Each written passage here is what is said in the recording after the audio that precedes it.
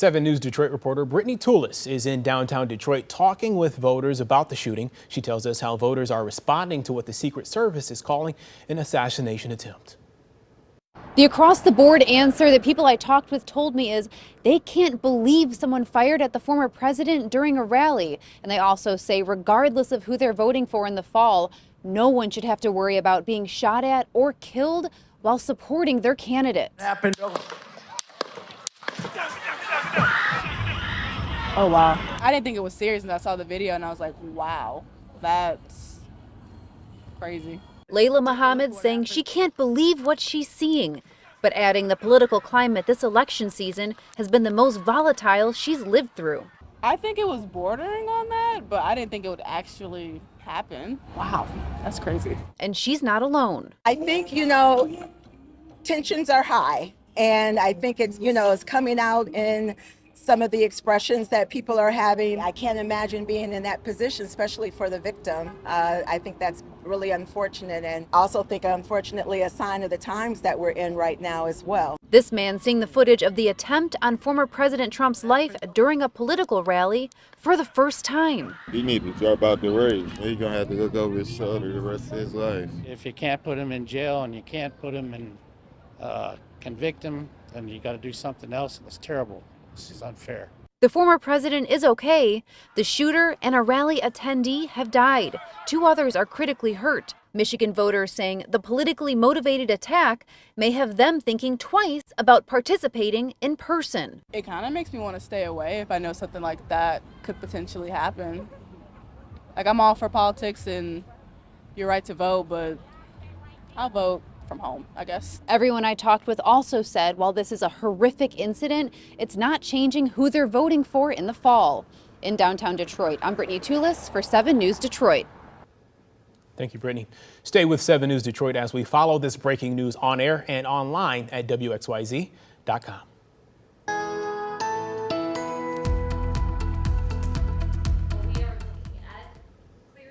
Across the region, some pockets of some cloud cover. Current temperatures at this moment in the low to mid 70s across the area. Temperatures are not going to fall that much farther as we head into tonight. It is going to be a relatively warm night. As we take a look at current radar, we're now in clear air mode, so we're picking up on some of the dust or even some bugs flying around. But overall, again, quiet conditions weather-wise across the region. As we take a look at the next couple of hours, our temperatures will be sliding into the upper 60s in just a few spots. Most of us, though, holding in the low 70s. And we have hot and humid weather continuing over the next couple of days. Also chances for some storms, but a cool down is on the way. I'll have a closer look coming up in just a bit, but we'll be right back first.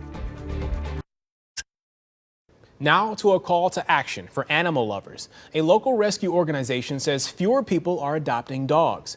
7 News Detroit reporter Faraz Javid was in Berkeley today, raising the voices of Metro Detroiters helping dogs find loving homes. At the 7th annual Berkeley Street Art Festival, folks experienced creativity, tackled culinary experiences, and even explored ways to adopt a pet. That's your Bernie, that's your Kettle. And they're all up for adoption. Yep. Since inception, how many dogs have you been able to help get adopted? There's been, thousands. Rachel Marriott adopted Sadie, a German Shepherd from Sam last year. I just saw her and she was so cute. I had to have her and I love her. The 14-year-old says she now has a best friend. She loves to play, she loves to swim, she loves everything really. Seeing how a dog can change a human's life is what keeps Sam going. But the trend has changed the last few years, right? Yeah, the adoptions have decreased, and I believe it's got a lot to do with the fact that people are working more so from home, which means they can do it from a motel room also. All you need is take your laptop with you so you can travel more. And if that's the case, then you don't have time for a dog. Sam says before the pandemic, adoption was at an all-time high, and he didn't have enough dogs. In 2020, that trend dipped to about 150 dog adoptions a month, but now that number is hovering around 30. I get the stats from my Adopt-A-Pet. It tells me how many people have looked at my dogs. On average, between 50 and 20,000 people. Now, if this trend continues, how much of an impact will you see in the adoption industry? Adoptions will go down. We won't stop rescuing, but we'll have to reduce what we can rescue. Sam says another reason behind the decline is newer housing options are not pet-friendly. There's a lot of people that are renting homes that are not allowing them to take in pets. I mean, I've heard it 5-6 times here already today. But Sam says there's still hope if folks take up fostering, just like Stacy Perot. I lost a dog and I wasn't ready to get a new dog yet, so I thought I would foster for a while and see how that went. So now I have 2 of my own and I still foster. Now, Sam says the adoption process at No Dogs Left Behind Rescue is year-round, simple, and most importantly, affordable. To learn more about it, just head to WXYZ.com. In Berkeley, I'm Faraz Javed, 7 News Detroit. Well, we are looking at a chance for strong to severe thunderstorms over the next couple of days. It's also going to be hot and humid over the next couple of days. Let's take a look at our chance for severe storms, our convective outlook for tomorrow. We are in the 1 out of 5, meaning marginal risk for severe storms.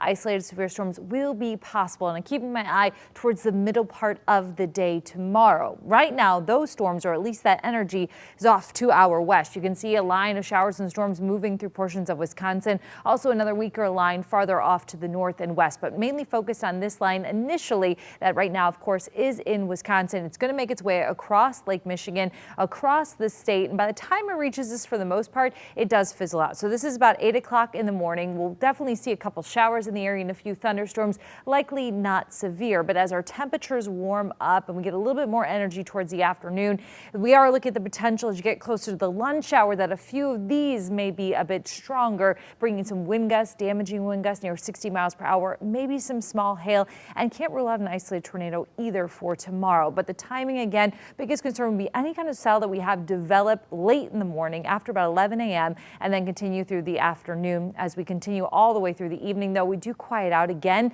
but we'll keep an eye on another area of energy that as of right now looks to stay to our south for the most part as we head into at least the first part of Sunday night. Monday, though, we'll likely at least have some rain sticking around and maybe a few thunderstorms by the morning, with a slight chance that we may also again see some strong to severe storms. Though our threat over the next couple of days, I'm not expecting a severe weather outbreak, but we still have the chance. Again, winds will be our biggest concerns for quite a bit of this as you get into hail and tornado, looking at a slight chance for that. So just please be weather aware pretty much now through Tuesday, where we'll have multiple rounds of showers and storms rolling through. Like I mentioned, also it's going to be hot and humid tonight, relatively warm. We're down to just about 70 degrees as you wake up tomorrow morning, and then highs tomorrow will be back into the mid to upper 80s, so about 5 degrees warmer than average. Dew points are also going to be up too, so it's going to be hot and humid. We'll be near 90 degrees through Tuesday with that thunderstorm chance, but cooler weather's on the way to round out the week. I'm Sarah Michaels in Detroit, where TikTok executives are in town discussing how the app has made a difference in our community specifically and the future of it regarding safety. Ah, the swirls. People coming up to you like, hey, I see your TikTok, can you make me that ice cream? Left pocket full of pink fizzy, right pocket got blues in it. If you told me I would have started my own business, I wouldn't have believed you. Jamal Jawad is the owner of the Custard Company in Dearborn. Detroit's Crystal Angel is the owner of Scrub Line Angels Only. Two very different businesses, but the one thing they have in common, TikTok. It blew up. Like, I can't tell you like how much it's helped our business. My initial viral video was me just hopping on a trend and showing how I used to wear boring, boxy, unflattering scrubs, and then how I created a line that is stylish and brings you lots of confidence. Crystal had just gotten laid off from her healthcare job when the app propelled her scrubs idea into a successful Detroit business. Jamal had just been forced to shut down for weeks from the pandemic. I was able to ship to over 35 countries, 6 continents, and I feel like without the app, it's hard to get those international orders. How have you seen TikTok change the Dearborn community? You have so much food reviewers now, so much new food content. Everyone's trying the new viral trending things, and it helps us all grow together, kind of like. The world now knows that like Dearborn is a food hub. What's unique about TikTok is its algorithm. It prioritizes content based on a user's preferences, not on their popularity or their follower count, which is what makes it easier for the average person to get their message out there. So talk to me about the impact of TikTok in Michigan. What is the app seeing? So we have 165,000 small businesses on TikTok. That has resulted in an impact on the Michigan economy of adding $690 million, as well as 6,700 jobs. Head of Trust and Safety for TikTok, Susie Loftus, came to Michigan Tuesday to talk to these creators about the app's influence here. She said there are 3.7 million people actively using TikTok in Michigan. With its skyrocketing popularity, they are now focusing on creating more teen safety guidelines, shown here. A few things that I think are really important is we have default screen time limits for anyone under 18. It's 60 minutes. If you're 13 to 15, your account is private by default. There's also a family pairing option, which Jamal says he uses himself with his kids. Creators like he and Crystal say they're excited about the future safety measures, hoping they open doors for future generations of customers here. At the end of the day, ice cream is supposed to make you smile, and I hope when we do our videos that it makes other people smile. Sarah Michaels, 7 News, Detroit. I'll say the last time I wrote a check was about 3 weeks ago. I haven't written a check in about a year. 3 different generations from Gen Z, Gen X, and Millennials. I asked them when was the last time they wrote a check after Target announced they would no longer be accepting personal checks. Courtney Shaw told me he knows how to fill out a check and writes 3 to 4 of them per year. I think that's the wrong way. It still should be options available for anybody, regardless of means of how they get it done. I had to ask financial expert Michael Scarpati why big retailers like Target are moving away from accepting checks. From operational efficiency, it's much easier for businesses to transact digitally. The more cash, the more checks, there's additional operations to process them, time, people, and cost. Now, would you like me to pay you in cash or would you like a personal check? A personal check. Okay, I can do that for you. Thanks. But when it comes down to checks and Gen Z, they're soon going to be the way of the payphone. Just ask second-generation tailor Anthony Reminelli in Grosse Pointe Woods. He says he prefers checks, and just 10 years ago, he was seeing roughly 100, 150 checks per year. If I'm lucky, a dozen. And over at Cafe DeMongo's, I met with Larry DeMongo. His business takes credit and cash, but not a personal check. But owner Larry DeMongo says he prefers customers pay cash. There was a time people can pay with personal checks, but how do I find out if the check is any good? Michael Scarpati says people should still learn to balance a checkbook and learn to write a check for any type of major purchases. And again, depending on who you're transacting with, right? You may want to do some sort of a transaction with an individual that's just themselves are not ready to do anything digital. Like I use it for the invoice for when we pay the lawn guy, little stuff like that. Today's day and age, writing checks or even receiving checks isn't that common. It does happen still though. Reporting in Detroit, I'm Peter Maxwell, 7 News Detroit. In intense summer heat, it's easy to get dehydrated. But when do you turn to water or something a little extra? We're putting a spotlight on when to choose which to help you avoid falling into the health halo.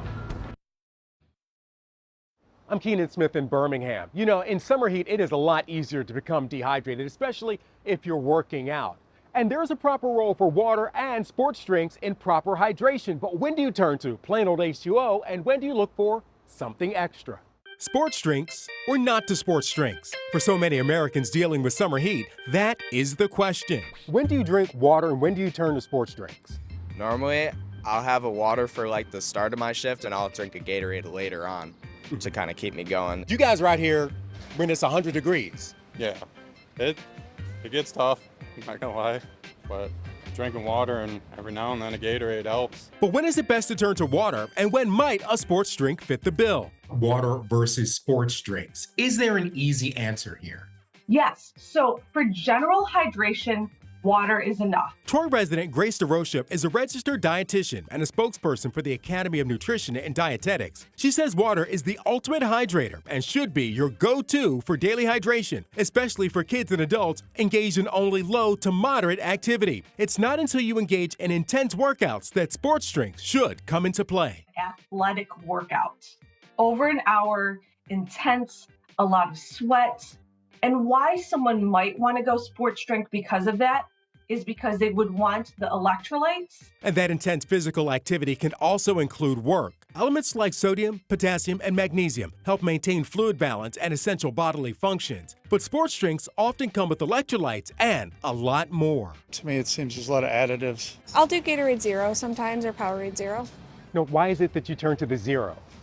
Fewer calories. And that can replace all the calories you burn during your workout. DeRocha says the confusion about when to turn to sports drinks comes from marketing. I like to call it the health halo of certain foods. The health halo is a phenomenon that causes us to perceive certain foods, drinks, or ingredients as healthy, even though there may be little evidence to back up the claim. And sports drinks give you that connotation of potentially like, I'm active, so I'm gonna drink this. If you're looking for hydration and electrolytes and are looking for an option other than plain water, DeRocha suggests considering natural sources like coconut water, watermelon juice, or pomegranate juice. Some waters come with electrolytes added, and you can add electrolyte packets. It's a powder.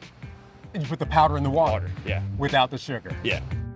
For both kids and adults, water should be the go-to. Although sports drinks do have a role in intense heat, illness, or an extremely intense workout. Otherwise, you could just be getting a bunch of sugar and undo all the work you put in the gym.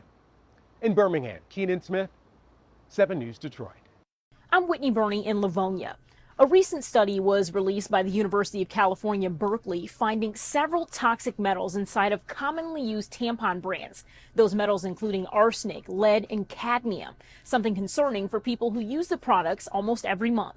I'm not surprised, unfortunately, but it does make me really frustrated. Reaction from Sarah Greslick after hearing a new study about the presence of metals in commonly used tampon brands. I actually saw something about the tampons this morning when I was just scrolling on social media, and I was like, wow, I have a whole box of Tampax at home that I haven't used yet, but I still plan on using. The study, which was led by a researcher at UC Berkeley, measured non-organic and organic tampons for levels of 16 different metals like arsenic, cadmium, mercury, and lead.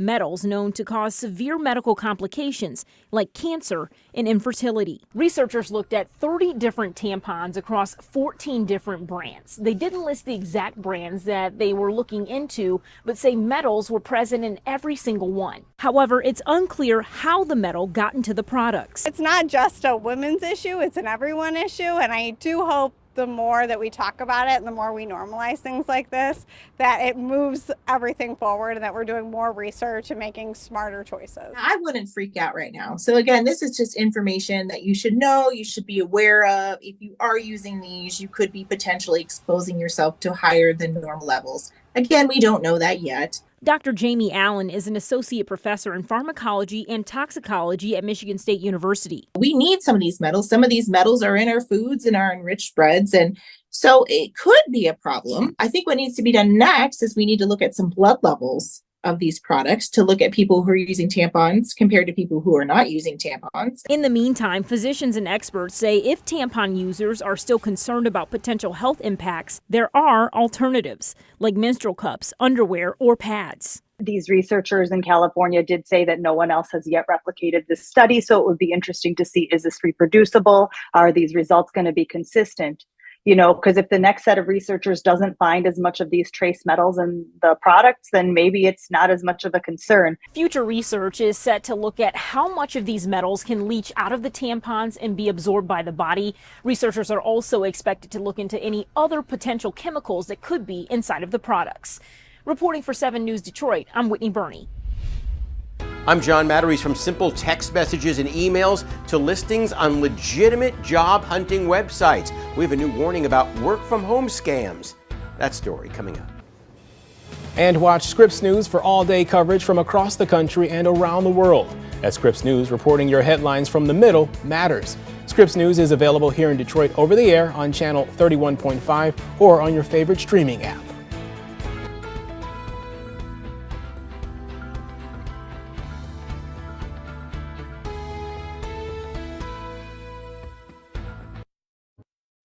We're continuing to follow the aftermath of a shooting at a campaign rally for former President Trump tonight in Pennsylvania. Here's ABC's Perry Russum with the latest details. We're getting word from the Secret Service that former President Trump is safe after what happened in Butler County, Pennsylvania, just north of Pittsburgh, where former President Trump was holding a rally ahead of the Republican National Convention here in Milwaukee. You could hear over the video what appeared to be popping of some kind as former President Trump was on the stage just minutes into his rally. We could see him reach for his ear and then take himself down to the ground. That's when Secret Service agents went on top of the former president. After a few moments, Trump then got to his feet. He was raised up. We could see what appeared to be blood on his right ear, and he was raising a fist as he was then led off the stage, huddled by Secret Service agents, and then taken away into his SUV and then taken away from there. But the good news from the Secret Service at this hour is that former President Trump is safe, and this is ahead of a major week, not only for former President Trump, but for the Republican Party as a whole, as the Republican National Convention is set to start on Monday here in Milwaukee. So we'll have to see how today's events affect all of that. Perry Russum, ABC News, Milwaukee.